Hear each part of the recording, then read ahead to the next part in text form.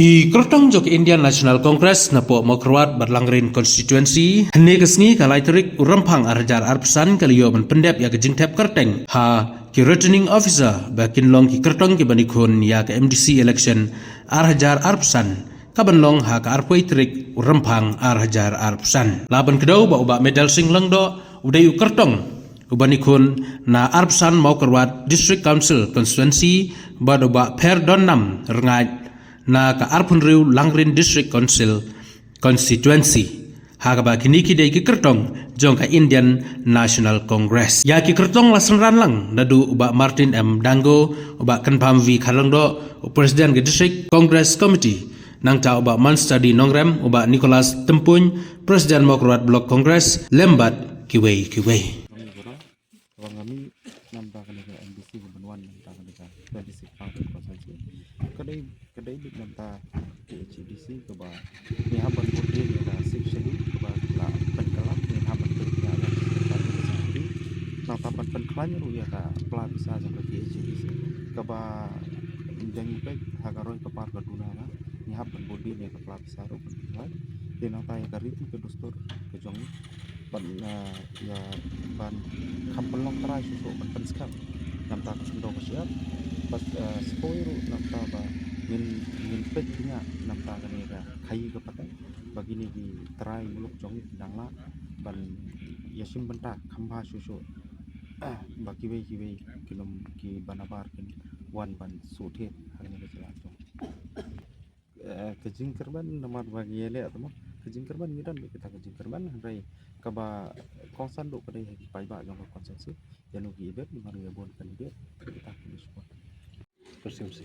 si kaban kong do kalong ba hindi tanga kaniga election ko ban ta na do kaniga MLA election do kalong ba kajing tumu jong ai kalong ba sakri nam ta pai ba bat ban pek nam ta ki jam jong kadong kathain i kaniga dong kathain jong i bun gi jing duna tila daw pai ba ibet bangin poy ta kathong tin nakaliang junga kan yoban penulang si kita ke jing anu jugi pai ba bat nakaliang junga ka kular da poy kathong don senda jong pai ba kinda kali ya baro ki sus kham undon ba mangam sus kham tingi ru ngi kerman ba ngi dor ke jing kerman ban sus kham ban poy se kathong jugi jap ka nika ABC election ban ta hi ka jing ya khun kalong ya baro hi